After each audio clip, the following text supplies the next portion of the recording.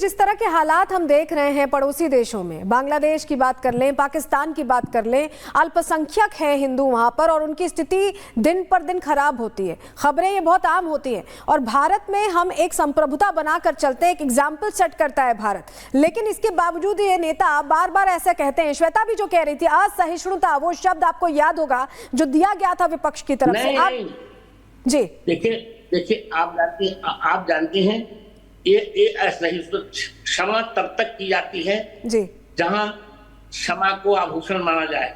यदि क्षमा को कोई कायरता माने तब कभी नहीं क्षमा करनी चाहिए। असहिष्णुता क्या, हमारी बहन बेटियों की इज्जत को लूटे और नुकसान करें। अहिंसा परमो धर्म का क्या अर्थ है?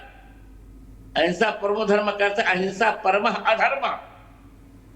हम अपनी बहन बेटियों की इज्जत डूबते हुए देखें और अहिंसा चिल्लाएं। मैं तो ये कहूंगा कि भूल कर भी किसी को न छेड़ेंगे हम और छेड़ने पर किसी को न छोड़ेंगे। महाराज जी, आपकी बातों से तो मुझे एक चीज लग रही है कि यहाँ तो वही चौपाई अब कर देनी चाहिए, बिन भाई होए ना प्रीत। वही होगा, वही तो यहाँ चर्चा होगा। और धीरे धीरे परिस्थिति बदल रही है। अब हिंदू एक हो रहा है। अब हिंदू के मन में एक निश्चय आ रहा है कि हम अब लोगों पर नहीं छोड़ेंगे। निरर्थक सहिष्णुता का भाव, सहिष्णुता का पाठ नहीं पढ़ेंगे। ये बहुत हो चुका। जो तो को कांटा बोए ताहे वो तो फूल। अब तो होगा जो तो को कांटा बोए ताहे वो तो भाला। वो भी मूर्ख क्या समझे कि पड़ा किसी से पाला। अब यही होगा। जगत गुरु जी, ये जो बदलाव है जी, ये जो बदलाव है, ये मुझे लगता है कि अब आया है। पहले इसको लेकर शायद इतनी जागरूकता नहीं थी या एकता नहीं थी, लेकिन आप समझ रहे हैं हिंदू भी कि इस तरह से ये लड़ाई नहीं लड़ी जा पाएगी। निश्चित समझ रहे हैं, निश्चित समझ रहे हैं। और आप परिणाम देखिएगा, 2 दिन में आपको परिणाम दिखाई पड़ेगा। वहां की अंतरिम सरकार को भी हमने सूचित कर दिया है। अंतरिम सरकार ने भी आश्वासन दिया है कि अब ऐसा कुछ नहीं होगा। और होगा तो फिर हम तो वही हैं। हमारी ही कृपा पर बांग्लादेश बना था। हम ही ने मुक्ति वाहिनी का साथ दिया था, तब बांग्लादेश बना था।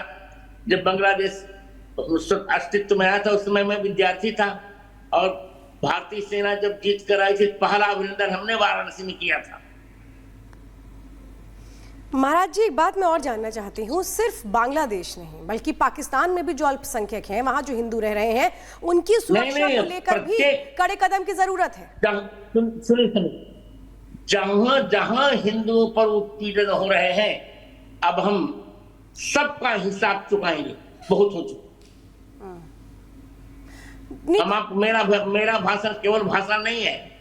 मैं जो कर रहा हूं बहुत ही व्यावहारिक, बहुत ही तर्क संगत, बहुत ही न्याय संगत और बहुत ही प्रसंगोचित कह रहा हूं। जी जगत गुरु जी, आप जो कह रहे हैं उसकी तस्वीरें भी तस्दीक करती हैं, क्योंकि हम देखते हैं अलग अलग विदेशों में जो हिंदू समुदाय है, बांग्लादेशी हिंदू जो रह रहे हैं, भारत तो देखिए कड़ा विरोध कर रहा है, बातचीत भी कर रहा है अंतरिम सरकार से, लेकिन बाकी देशों से भी प्रदर्शन की तस्वीरें सामने आ रही हैं। पूरी दुनिया से जो हिंदू हैं वो एकजुट हो रहे हैं इस मसले पर। निश्चित एकजुट होंगे। हमने सबका आह्वान कर लिया, क्योंकि मैं सबका धर्म, आप जानते होंगे शायद, सबका निर्विवाद धर्माचार्य मैं ही हूं। मैंने हुंकार भरकर सबको लड़का दिया है। सब लोग तैयार हैं और मैं भी त्रिदंड लेकर तैयार हूं। सिद्धांत ये है, आप अपना नाम बता सके तो मुझे अच्छा लगेगा। महाराज जी, आपके साथ 2 एंकर हैं, श्वेता त्रिपाठी और सलोनी श्रीवास्तव। और महाराज जी, मैं कौन? हाँ महाराज जी, एक सवाल आपसे और करना चाहते हैं। सवाल ये है कि क्या ये कहें कि अब की बार उस तरीके से सिर्फ बातों से नहीं बल्कि एक्शन से जता देना पड़ेगा कि हिंदू अगर अल्पसंख्यक भी है कहीं तो भी ताकतवर है। अब एक्शन होंगे, अब बहुत कठोर एक्शन होंगे। अब तो मैं यही कहूंगा, दिनकर की जो कविता है, याचना नहीं अब रण होगा, संग्राम महाभीषण होगा।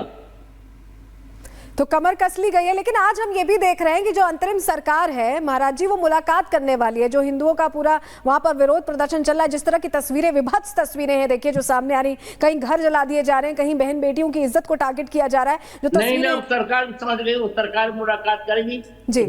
उसने हमें आश्वासन दे दिया है जी। हम हिंदुओं की रक्षा करेंगे, और नहीं करेंगे तो हम अपनी रक्षा करना जानते हैं, करेंगे।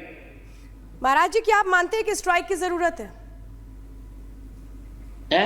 एक स्ट्राइक की जरूरत है, एक कड़ा जवाब देने की जरूरत है, क्योंकि अभी तक तो सिर्फ बातचीत चल रही है।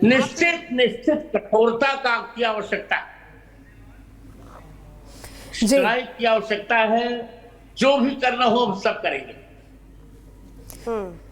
चलिए, तो इसका मतलब अब हिंदू एक भी हो रहे हैं और प्रण भी ले लिया है, और सरकार भी प्रयासरत है। उम्मीद ये करेंगे कि अल्पसंख्यकों की स्थिति बांग्लादेश में बेहतर हो। बहुत शुक्रिया जगत गुरु जी, हमारे साथ जुड़े हुए थे पीठाधीश्वर तुलसी पीठ के।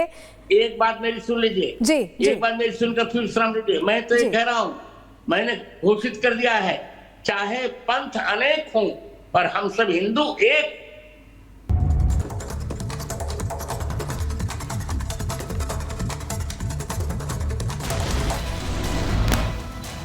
पटना में बीपीएससी ऑफिस के बाहर प्रदर्शन। टीआरई 3 में 1 कैंडिडेट 1 रिजल्ट जारी करने की मांग को लेकर प्रदर्शन। पटना में शिक्षकों ने हड़ताल की। हालातों को देखते हुए पुलिस ने प्रदर्शनकारी शिक्षकों पर लाठीचार्ज किया। मौके पर उग्र हुए प्रदर्शनकारी। इंदौर के गीता भवन के पास हादसा, बस में लगी भीषण आग, चलती बस से कूदकर लोगों ने बचाई जान। उत्तर प्रदेश के ग्रेटर नोएडा में टला बड़ा हादसा, ग्रीन आर्क सोसाइटी में कई घंटों तक लिफ्ट में फंसा रहा बच्चा, नहीं हुई कोई अनहोनी। वाराणसी में अवैध कब्जे पर नगर निगम की कार्रवाई, जर्जर भवन पर चला बुलडोजर, 14,000 वर्ग मीटर भूमि को कराया गया कब्जा मुक्त। वाराणसी में गंगा में बाढ़ के बाद बदलेगा नमो घाट की व्यवस्था को बदलने की तैयारी। प्रसिद्ध नमो घाट पर फिल्मी गानों पर लगेगा प्रतिबंध, रील बनाने पर भी बैन। पटना एयरपोर्ट का रनवे बना, जंग का मैदान, आपस में लड़ते नजर आए सांप और नेवला, वीडियो सोशल मीडिया पर वायरल। राजस्थान के हिंडौन सिटी में बारिश से बुरा हाल, मोक्षधाम के रास्ते में पानी जमा होने की वजह से बुजुर्ग के अंतिम संस्कार में आई परेशानी। एसडीआरएफ ने कराया अंतिम संस्कार। राजस्थान के हिंडौन सिटी में बारिश से हाल बुरा, बिगड़ते हालातों के बीच डीएम ने बारिश प्रभावित क्षेत्रों का किया दौरा, हर संभव मदद का दिया आश्वासन। राजस्थान के अलग अलग हिस्सों में तेज बारिश से बिगड़े हालात, स्कूलों में की गई छुट्टी की घोषणा, 24 घंटे में 19 लोगों की मौत की खबर। हिमाचल के ऊना में बारिश के बाद तबाही का मंजर, चारों तरफ नजर आ रहा है पानी का सैलाब।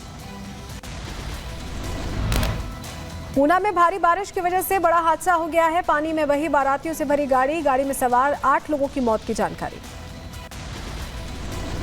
ऊना में पिछले 24 घंटे में भारी बारिश